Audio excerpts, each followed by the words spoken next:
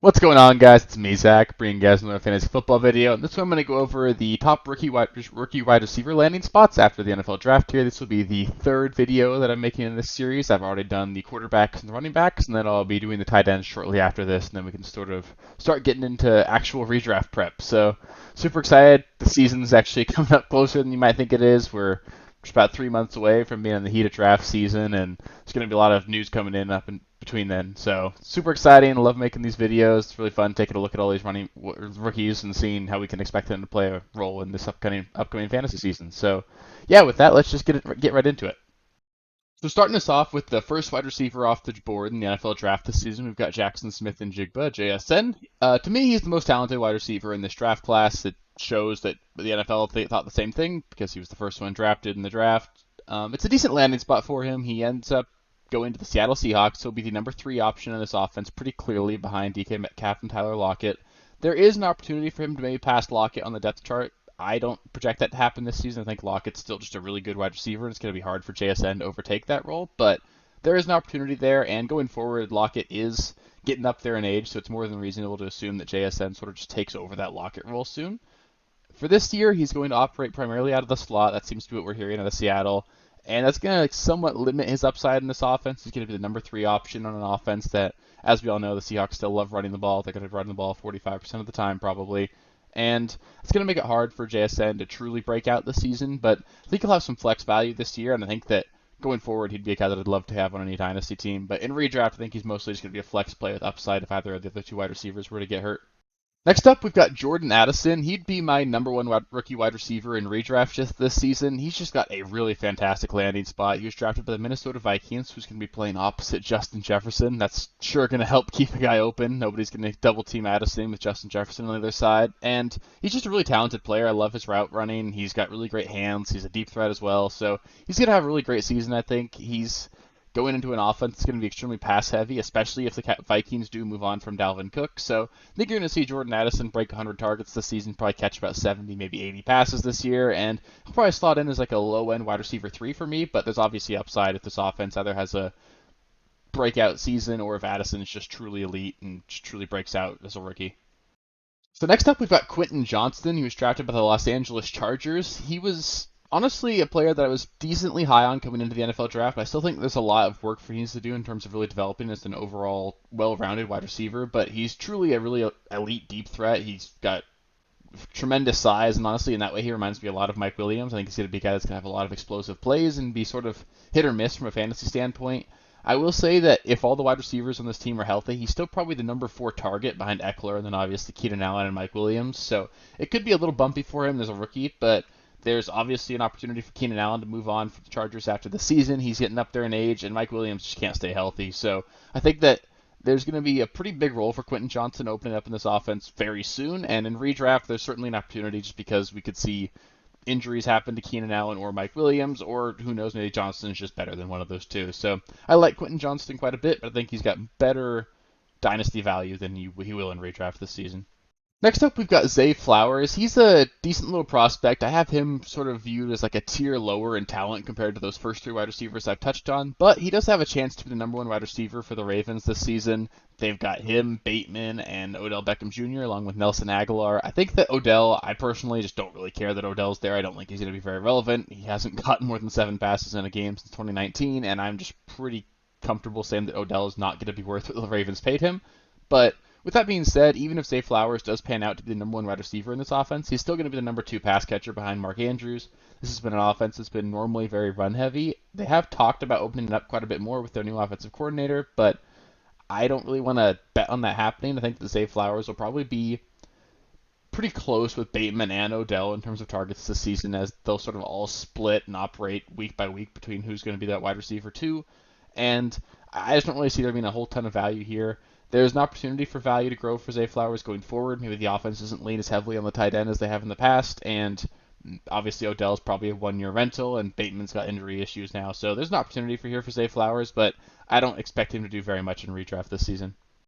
Moving on, we've got Jonathan Mingo. I actually liked him as a prospect. He's got a legitimate shot to be the number 1 target in this Panthers offense. He was the first wide receiver they've drafted, and there's just not a whole lot of target competition for him there. They've got Adam Thielen, DJ Chark, Terrace Marshall, Laviska Shenault. So nobody that's really scary in terms of being a true target hauler in this offense. So there's really an opportunity here, and I would actually expect Mingo, especially during the second half of the season, to come out and be their number one option. But this offense is going to struggle, as all offenses led by rookie quarterbacks do. It's very rare that we see rookie quarterbacks just come into the NFL and just dominate right away. So I think that maybe he'll have a decent second half of the season as like a flex-worthy asset down the stretch, but I don't see him being a true difference maker in fantasy, so he's not a guy that I'm necessarily clamoring over to get in drafts this season, but I think he could be a decent little flex guy, and he's definitely worth looking at towards the tail part of your redraft. And in Dynasty, he's a guy I do like. I think that he's going to be the number one option. He's going to get to grow with Bryce Young in this offense, and obviously DJ Chark and Adam Thielen are pretty old up there, so this depth chart could look a lot different here pretty soon, and Mingo's definitely going to have an opportunity to get a lot of targets going forward. Next, we've got Marvin Mims, and he's a player that I really like. I think he's a really athletic specimen. He's just a really prolific deep threat, and he's going to be used in the return game as well. He's going to see the field. I know for fantasy that doesn't mean a whole lot, but it's going to give him an opportunity to showcase his skill set, and that's going to be pretty valuable. He's probably just going to start the season as the KJ Hamler role for this team. He'll be that wide receiver 4, deep threat. They'll bring out in 4 wide receiver sets because Judy, Sutton, and Patrick are probably going to see the field more than him to start the year, but I think he's talented enough to truly win out and be their number 2 option behind Jerry Judy. So there's an opportunity for him to be really good this season, especially if this Broncos offense does break out and really just correct things from what they did last season. So I think Marvin Mims is definitely worth a flyer in redraft this season. I've been targeting him a lot in best ball. I love him quite a bit, and if I can get him towards the latter part of my drafts, I love getting him at the end of them.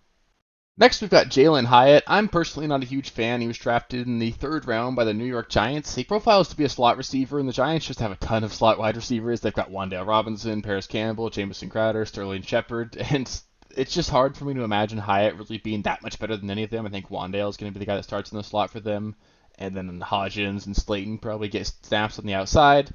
He'll see the field because he's good enough, but I don't think he's a very special athlete, and with how much the Giants are going to pass the ball to Saquon and Darren Waller this season, whichever wide receiver out of this group ends up being the number 1 is honestly going to be the number 3 target in an offense that I don't think is all that explosive. So Jalen Hyatt to me is a guy you can pretty much ignore in redraft. I could be wrong there, but I don't see a way for him to really break out and be a true contributor to your fantasy team. So I'm pretty much willing to ignore Jalen Hyatt in redraft. And in Dynasty, he's worth a shot, I guess, but I'm just not a huge fan.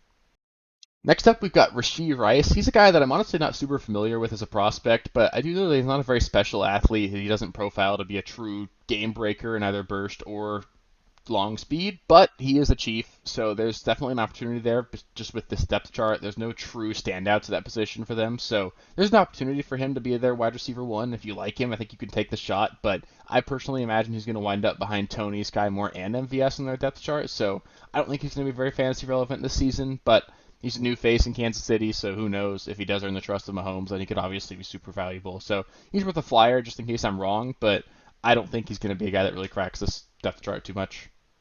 Next, we've got Nathaniel Dell. He's a really small wide receiver. He's obviously going to play in the slot for this Texans team, and he's going to start there probably right out of the gate. They don't have a whole lot of competition there. You're going to have Nico Collins and John Mechie probably on the outside. Hopefully Mechie can come out and be really great after having to miss all of last season, but there's really no true guarantee to be target competition for this team, so I think he's got a legitimate shot to lead this Texans team in targets this season. And CJ Stroud specifically requested that the Texans draft Nathaniel Dell after being drafted in the 1st round, so I think they could be guys that really like each other. They could have quite a bit of chemistry, and I think it's possible that he does lead this team in targets.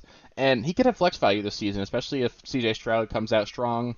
He probably will have a slower start, just as all rookies do, but by the latter half of the season, I think Nathaniel Dell could be a guy that's seeing 8 targets a game and could have, honestly, quite a bit of value in PPR formats. And last up, we've got Josh Downs. He's another really small wide receiver. He profiles to be the slot wide receiver for Indianapolis. I do expect him to win that role. He's pretty much competing with Isaiah McKenzie. I expect him to be that starting slot wide receiver for Indianapolis. But Indy is likely to be a low passing volume offense with how much they're going to want to lean on the running game of Anthony Richardson and Jonathan Taylor. And I'm personally just not a huge fan of Josh Downs, the talent. So I personally think you're safe to stay away from Josh Downs. I don't really see a way where he breaks out and you are just really beating yourself up over not drafting him, because at best he's going to be the wide receiver 2 on a team that's not going to pass a ton. I don't think it's going to get any better from a passing standpoint than it did last season, and there really was just hardly enough volume to make Michael Pittman even relevant. So I think you can pretty much ignore Josh Downs, but in Dynasty he's worth a shot. Maybe Anthony Richardson develops into a good passer, and then there's some opportunity there. That'll do it for the wide receiver portion of this video. I'll move on to the tight ends this next week. Should get that to you guys pretty soon here. If there were any receivers that I didn't touch on that you'd like my opinion on, do feel free to ask me. I love talking to you guys about these. There's a couple of guys like Michael Wilson that I didn't feel like I needed to go super in depth on, but if you guys have any specific questions about people, I'm happy to answer those. And yeah, if this was your first time watching a video on the channel, thank you for stopping by. I'd love it if you'd take the time to like the video and subscribe to the channel. Really hoping to grow the channel this year. I think I'm at 308 subscribers right now, and I'd love to see if we can shoot all the way up to 1,000 this season. I know it's going to be tough, but I think we can do it.